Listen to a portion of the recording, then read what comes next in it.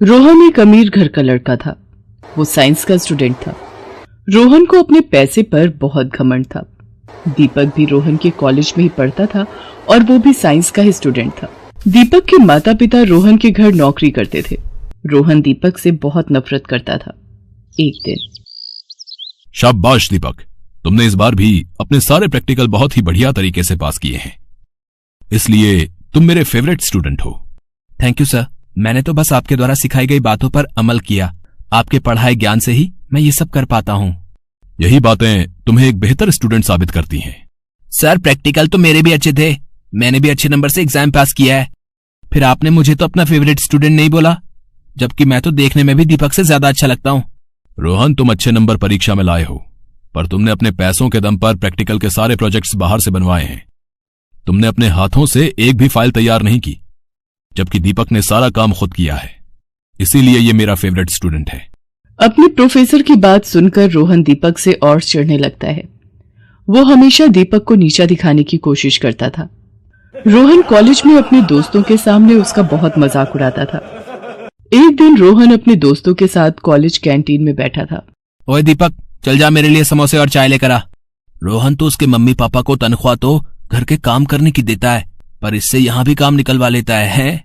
अब नौकर का बेटा नौकर ही तो है, तो इससे नौकर वाला ही काम करवाऊंगा ना। रोहन की इस बात पर उसके सारे दोस्त हंस देते हैं, पर दीपक उसे कुछ नहीं कहता। वो चुप रहता है। यार दीपक, रोहन तुझे इतना कुछ बोल जाता है, फिर भी तो उसे कुछ नहीं कहता। कभी तो कुछ तो बोल दिया कर। नहीं सुमित, रोहन मालिक का बेटा है और उसको कुछ भी गलत कहना मुझे शोभा नहीं देता। अगर मैं उसे कुछ उल्टा सीधा कहूंगा तो उसका अपमान होगा। मालिक मुझे बहुत प्यार करते हैं, अपने बच्चों की तरह मानते हैं। अगर उन्हें पता चलेगा कि मैंने रोहन से गलत बात की है तो उन्हें बहुत बुरा लगेगा। दीपक के स्वभाव को मालिक मालकिन भी बहुत अच्छे से जानते थे। रोहन अपने जन्मदिन की पार्टी दे रहा था। उसने अपने सभी दोस्तों को घर पर बुलाया था, पर वहां भी वो बाज नहीं आया और उसने वही हरकत की जैसी वो हमेशा करता था। मोहित, वो देखो सामने दीपक आज वेटर बना हुआ है। उसकी हम जैसी किस्मत कहाँ। हम लोग तो अमीर घर में पैदा हुए हैं।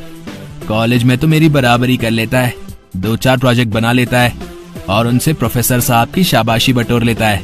पर इसकी असली औकात ये है, ये हमारे नौकर का बेटा था, है और हमेशा रहेगा।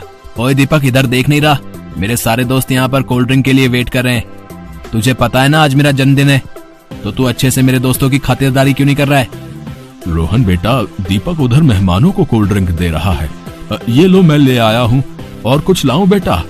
नहीं, आप इधर कोल्ड ड्रिंक सर्व नहीं करोगे। दीपक को इधर भेजो, आप उधर जाओ, ये मेरा ऑर्डर है। अपने बेटे रोहन की इस हरकत को उसके माता पिता दोनों देख रहे थे। रात के वक्त रोहन के पिता उसे कमरे में बुलाते हैं। रोहन बेटा, आज तुमने पार्टी में दीपक और उसके पिता के साथ इस तरह से बात की, ये सब मैं देख रहा था। रोहन बेटा, हमें कभी भी किसी के हालातों का मजाक नहीं उड़ाना चाहिए। आज दीपक और उसके माता पिता हमारे घर में अगर नौकरी करते हैं तो तुम उनके साथ इतना बुरा व्यवहार करोगे। वो मेहनत करते हैं और उसके बदले पैसे कमाते हैं। तुम्हें पता भी है मेहनत करके पैसे कमाना कितना मुश्किल होता है। आज तुम्हारी पहचान मेरे से है। अगर मैं अमीर नहीं होता तो आज तुम भी अमीर नहीं कहलाते। जब खुद का कमाना सीखोगे उस दिन तुम्हें पता चलेगा कि मेहनत करना क्या होता है। इसलिए दूसरों का सम्मान करना सीखो रोहन, वरना बहुत पछताओगे। मैं तुम्हारा पिता हूं, इसलिए तुम्हें समझा रहा हूं। आज इस दीपक की वजह से मेरे पापा ने मुझे इतना सब कुछ सुना दिया। इस दीपक का तो कुछ करना ही होगा। रोहन के दिमाग में गुस्सा भरा हुआ था। वो ये बर्दाश्त नहीं कर रहा था कि उसके पिता एक नौकर के बेटे के लिए उसे इतनी बात सुनाए। अगले दिन रोहन कॉलेज जाता है और सीधा केमिस्ट्री लैब में चला जाता है। वहां पर बहुत खतरनाक रसायन रखे हुए थे। आज मैं प्रोफेसर साहब के बिना ही प्रैक्टिकल करके सबको दिखा दूंगा। फिर देखता हूँ सर मेरी तारीफ करते हैं या फिर दीपक की। अरे ये लैब का दरवाजा किसने खोल दिया भाई? अगर प्रोफेसर साहब ने देख लिया तो वो मेरी बहुत डांट लगाएंगे। जल्दी से ताला लगा देता हूँ। अचानक शॉर्ट सर्किट हो जाता है और आसपास आग लग जाती है। वहाँ रसायन पदार्थ रखे हुए थे। रोहन घबराकर चिल्लाने लगता है। बचाओ बचाओ, कोई है, यहाँ आग लग गई है, मेरा दम घुट रहा है, कोई बचाओ। तभी वहाँ से दीपक जा रहा था। वो रोहन की आवाज सुन लेता है। रोहन, तुम यहाँ रुको, मैं अभी इस ताले को तोड़ता हूँ। रोहन एक पत्थर की सहायता से ताले को तोड़ देता है और किसी तरह रोहन को बाहर लाता है। इसी आवेश में दीपक का हाथ जल जाता है। तब तक पूरा कॉलेज भी वहाँ इकट्ठा हो चुका था। फायर ब्रिगेड को बुला लिया जाता है। रोहन तुम घबराओ नहीं, देखो कुछ भी नहीं हुआ, आग बुझ गई है। रोहन घबराओ नहीं, तुम दीपक के साथ क्लास में जाकर बैठो। सभी स्टूडेंट्स अपनी अपनी क्लास में जाइए, सब कुछ ठीक है, घबराने की कोई बात नहीं है। मैं दीपक के लिए कितना गलत सोचता हूँ, पर आज उसी ने जान पर खेलकर मेरी जान बचाई। सचमुच में कितना गलत था। दीपक तुम्हारा हाथ जल गया है। अरे कुछ नहीं, ये तो हल्का सा है, ठीक हो जाएगा। दीपक मुझे माफ कर दे मेरे भाई, मैं कितना गलत था। आज तू नहीं होता तो शायद मेरी जान भी नहीं बचती। पागल है क्या, भाई कहता है और ऐसी बातें करता है। रोहन दीपक के साथ घर पहुंचता है और सभी को ये बात पता चलती है। रोहन के माता पिता दीपक की बहुत तारीफ करते हैं। उस दिन के बाद रोहन अपने अमीर होने पर घमंड करना छोड़ देता है। रोहन में आए इस बदलाव को देखकर सभी बहुत खुश थे।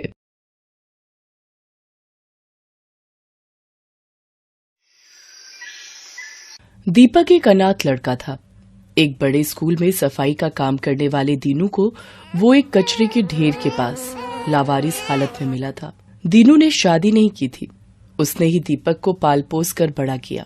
दीनू ने स्कूल के प्रिंसिपल से सिफारिश करके दीपक को क्लास में सीट दिलवा दी ताकि दीपक पढ़ लिख कर बड़ा आदमी बन सके। दीपक अब 9वीं कक्षा में आ गया था और उसके एग्जाम आने वाले थे। दीपक पढ़ने में अच्छा था, उसे अच्छे नंबर लाकर पास होना था। इसलिए दीनू के सो जाने के बाद दीपक रात में स्ट्रीट लैंप से आने वाली रोशनी में पढ़ाई करता था। दीपक की ही क्लास में स्कूल के ट्रस्टी मिस्टर मेहता का बेटा अर्जुन भी पढ़ता था। अर्जुन दीपक से बहुत चिढ़ता था। ट्रस्टी का बेटा है, इसी डर से कुछ टीचर ना चाहते हुए भी अर्जुन की झूठी तारीफ करते थे और दीपक को नीचा दिखाने में अर्जुन का साथ देते थे। सर बताइए, ये रेस किसने जीती है? आप तो अच्छे से जानते हैं ना विनर कौन है। हाँ दीपक, तुम इस रेस में हार चुके हो। अर्जुन तुमसे पहले ही उस लाइन में पहुंच गया था। देखा, मैं हमेशा जीतूंगा, मुझे कोई नहीं हरा सकता। दीपक मायूस होकर क्लास में आ जाता है। सर, कब तक हम अर्जुन से डरकर उसे झूठा विनर बनाते रहेंगे? मिस नैना, आप तो जानती हैं अर्जुन स्कूल के ट्रस्टी का बेटा है और प्रिंसिपल मैम ने हमें पहले ही ऑर्डर दिया हुआ है कि हमें अर्जुन के साथ बहुत अच्छे से पेश आना है, और फिर अगर हम ऐसा नहीं करेंगे तो हमारी नौकरी पर बात आ जाएगी।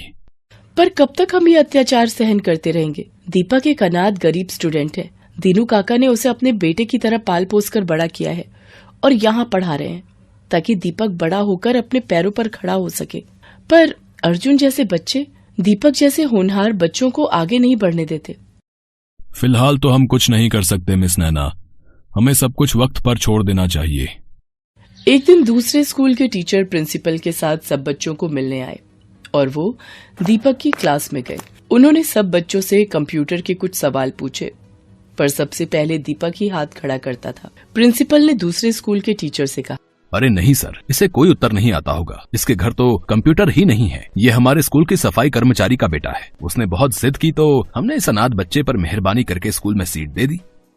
नहीं सर, मुझे सचमुच इस प्रश्न का उत्तर आता है, मैंने इसके बारे में पढ़ा है।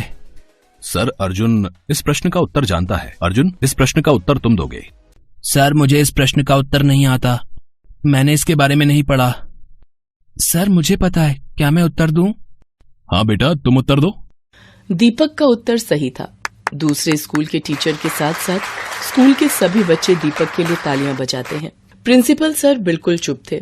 अर्जुन इस बात में अपना अपमान समझता है और दीपक से बदला लेने की योजना बनाता है। मुझे इस दीपक का कुछ करना ही होगा और मुझे पता है ये इस स्कूल से कैसे निकलेगा। दीपक की परीक्षा आने वाली थी। वो परीक्षा के लिए बहुत मेहनत कर रहा था।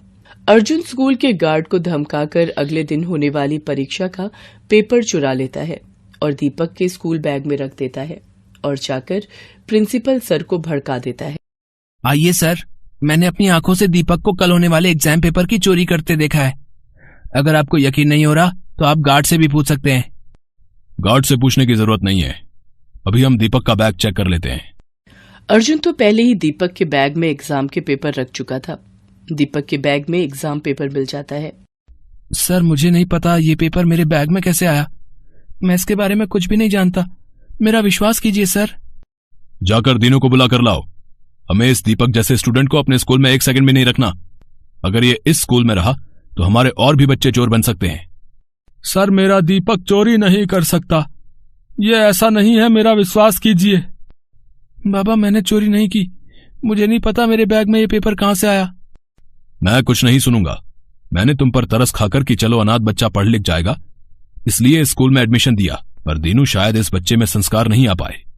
आखिर है तो अनाथ ही, और तुम भी तो मामूली सफाई वाले हो। हमें सब पता है, ये गरीब बच्चे चोर ही बनते हैं। बड़े स्कूल में पढ़ने की इनकी औकात नहीं है। इसे ले जाओ यहां से, वरना मैं पुलिस को बुला लूंगा। दीनू रोता हुआ दीपक को ले जाने लगता है। अर्जुन अपनी मक्कारी पर बहुत खुश था। प्रिंसिपल अपने ऑफिस में आ जाते हैं। तभी वहां मिस नैना आती हैं। उनके साथ स्कूल के ट्रस्टी यानी कि अर्जुन के पिता भी ऑफिस में एंट्री करते हैं। सर, आपको पता भी है आपका बेटा अर्जुन अंधकार के रास्ते पर जा रहा है। आज उसने दीपक जैसे एक होनहार बच्चे पर चोरी का झूठा इल्जाम लगा दिया। मैं चाहती तो अर्जुन को चोरी करते समय भी रंगे हाथों पकड़ सकती थी, पर शायद ये छूट जाता, क्योंकि उसे घमंड है कि वो स्कूल के ट्रस्टी का बेटा है। मैंने उसे चोरी करते हुए सारी रिकॉर्डिंग अपने फोन में कर ली। ये देखिए मिस्टर मेहता, आपका बेटा स्कूल में एग्जाम पेपर चोरी कर रहा है। क्या आप चाहते हैं कि वो बुराई के रास्ते पर जाए और एक दिन आपका नाम मिट्टी में मिला दे? मैं चाहूं तो इस वीडियो को पूरे स्कूल में दिखा सकती हूँ, पर आप जानते हैं कि आपकी कितनी बदनामी होगी। आई एम सॉरी मिस नैना, मैं बिल्कुल नहीं जानता था कि मेरा बेटा मेरे नाम का इतना फायदा उठा रहा है। मुझे किसी ने कोई खबर नहीं दी। आप कृपया करके इस वीडियो को किसी को भी ना दिखाएं, नहीं तो मेरे बेटे का भविष्य खराब हो जाएगा। अर्जुन के पिता बहुत दुखी होते हैं। अर्जुन ऑफिस में आता है। वीडियो देखकर वो घबरा जाता है। पापा, मुझसे गलती हो गई। मैं सिर्फ दीपक से बदला लेना चाहता था। पापा, मुझे माफ कर दो। दीपक जैसे होनहार बच्चे पर चोरी का इल्जाम लगाते तुम्हें शर्म नहीं आई है? तुम्हें अपना बेटा कहते हुए मुझे सचमुच बहुत शर्मिंदगी महसूस हो रही है। मैं तुमसे अब कभी भी बात नहीं करूंगा। तुम जैसे चाहो अपनी लाइफ को जी सकते हो। अब तुम्हारी मम्मी और मैं तुमसे कोई मतलब नहीं रखेंगे। नहीं पापा, ऐसा मत करो। मैं आपसे और मम्मी से बहुत प्यार करता हूँ। मुझे माफ कर दो, मुझसे गलती हो गई। गलती तो हम सबसे हुई है। शायद अर्जुन के बिगड़ने में सबसे बड़ा हाथ मेरा है। हमने हमेशा अर्जुन को गलत करने में बढ़ावा दिया। पापा, मुझे बस एक बार माफ कर दो।